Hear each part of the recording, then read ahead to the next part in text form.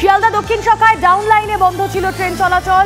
সুভাষগ্রামে সেখানে ডায়মন্ড হারবার লোকালে ট্রেনে ধোঁয়া দেখা যায় আর তার জেরে পরিষেবা ব্যাহত হয়। এই মুহূর্তের কি পরিস্থিতি? সুজয় পাল আমাদের সঙ্গে রয়েছেন শিয়ালদা স্টেশন থেকে। সুজয়, পরিষেবা কি স্বাভাবিক হলো?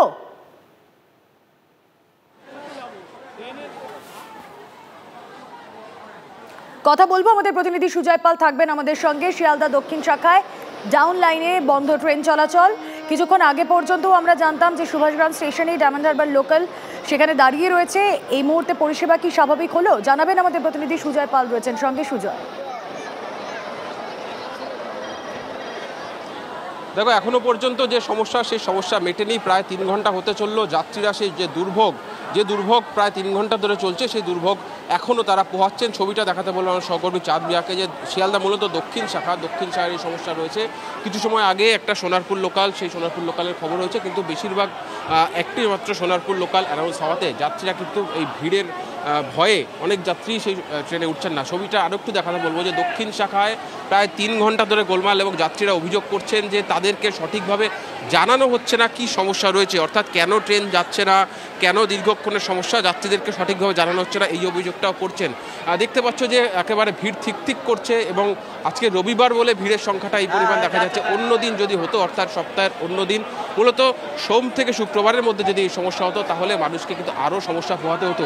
দূরে বাদিকের ছবিটা একটু দেখাতে বলবো আমার সহকর্মী চাঁদ মিয়াকে, যদি সম্ভব হয়, যে প্রচুর যাত্রী এই দীর্ঘ সময় ট্রেনের দুর্ভোগ সহ্য করার পর তারা এক প্রকার বাধ্য হয়ে কিন্তু এই প্ল্যাটফর্মের মধ্যে বসে পড়তে বাধ্য হয়েছে, যাতে তারা সমস্যা পড়ে। আমি যাত্রীদের সঙ্গে একটু কথা বলার চেষ্টা করব যে কোথায় যাচ্ছেন।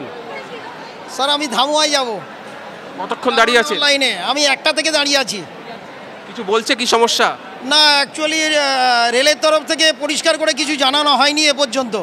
ডায়মন্ড হারবার শুধু বলছে ছাড়া সম্ভব হচ্ছে না, এইটুকু খবর আমাদের কাছে। আমরা তো অধীর আগ্রহে অপেক্ষা করছি, যদি ডিক্লিয়ার করে এখনও আমরা পৌঁছতে পারবো, কারণ আমার একটা বয়স্ক মা আছে অসুস্থ। আমি দেখতে যাওয়ার জন্য বেরিয়েছিলাম আজকে রবিবার। পরিবার নিয়ে বেরিয়েছে? এই তো পরিবার আছে আমার সঙ্গে। আপনারা কোথায় যাবে? আমিও ডায়মন্ড হারবার যাবো। হ্যাঁ। কতক্ষণ ধরে দাঁড়িয়ে? প্রায় এখানে 1 ঘন্টা থেকে দাঁড়িয়ে আছি।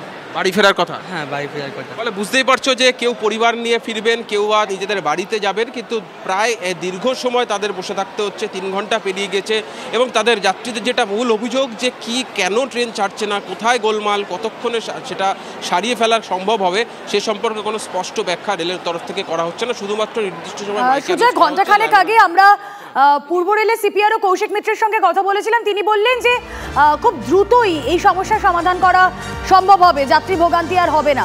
কিন্তু সমস্যাটা কোথায়, কেন তার সমাধান করা এখনো সম্ভব হলো না, জানতে পারছো কিছু? একেবারে দেখো, যেটা জানা যাচ্ছে যে ইতিমধ্যেই রেলের যে টিম তারা সেই সমস্যা সারিয়ে ফেলার জন্য ইতিমধ্যেই পৌঁছে গিয়েছে সুভাষগ্রাম স্টেশনে, এবং রেলও চেষ্টা করছে যুদ্ধকালীন তৎপরতার সঙ্গে যতটা দ্রুত সম্ভব এই যে গোলমাল, যে কারণে ট্রেন আটকে রয়েছে, যে কারণে ওই শাখায় ট্রেন চলাচল করছে না, সেটা সারিয়ে ফেলার চেষ্টা করছে। এবং রেলের তরফ থেকেও আশ্বাস দেওয়া হচ্ছে যে তারা যতটা দ্রুত সম্ভব তারা এই সমস্যা সারিয়ে ফেলার চেষ্টা করবেন। সোনারপুর স্টেশন থেকে রিপেয়ারিং যে টিম, সেই রিপেয়ারিং টিম পৌঁছে গিয়েছে, এবং রেলের নির্দিষ্ট করে কোথায় সমস্যা সেটা তারা আইডেন্টিফাই করেছেন, চিহ্নিত করেছেন, সেটাকে তারা সারিয়ে ফেলার চেষ্টা করছেন, যাতে যত দ্রুত সম্ভব সারিয়ে ফেলা যায় সেটা চেষ্টা করছেন। কিন্তু যাত্রীরা কিন্তু ধৈর্য হারাচ্ছেন সময়ের সঙ্গে সঙ্গে, তার কারণ তুমি দেখতে পাচ্ছ ভিড়ের ছবি। স্বাভাবিক, আমরা শিয়ালদা দক্ষিণ শাখায় যেখানে তুমি দাঁড়িয়ে রয়েছো সেখানে আমরা দেখছি ঠিক থেকে ভিড়। সুজয়, তুমি নজর রাখো। আপাতত ধন্যবাদ। দুটো ছবি আপনাদেরকে দেখাচ্ছি, একদিকে ট্রেনে আগুন, এবং তারপর সুভাষগ্রাম স্টেশনে দাঁড়িয়ে রয়েছে ট্রেন, এখনো পর্যন্ত পরিষেবা স্বাভাবিক হয়নি। অন্যদিকে শিয়ালদা স্টেশন, সেখানে সাধারণ মানুষ তারা ভিড় জমাচ্ছেন, নিত্যযাত্রীদের ভিড়। কিছুক্ষণ আগে যে কথা বলছিলাম সিপিআরও পূর্ব রেলের কৌশিক মিত্র, তার সঙ্গে আমরা কথা বলেছিলাম। তিনি কি আশ্বাস দিয়েছিলেন শুনবো। এটা একটা ব্রেক বাইন্ডিং এর ঘটনা ঘটেছে। ব্রেক বাইন্ডিং যে কোনো মুহূর্তেই হতেই পারে, যে কোনো ট্রেনে বা যে কোনো যান্ত্রিক ভেহিকেলে। আমরা কেউই চাই না এটা হোক, তবে আমরা মেরামতির কাজ শুরু করেছি। আশা করছি খুব তাড়াতাড়ি এটা আমরা ওভারকাম করতে পারবো। আর এইটুকুই, মানুষের একটু কষ্ট হচ্ছে, কিন্তু এটা কেউ চাইনি আমরা হোক। আমরা যত তাড়াতাড়ি সম্ভব এটা ওভারকাম করার চেষ্টা করছি।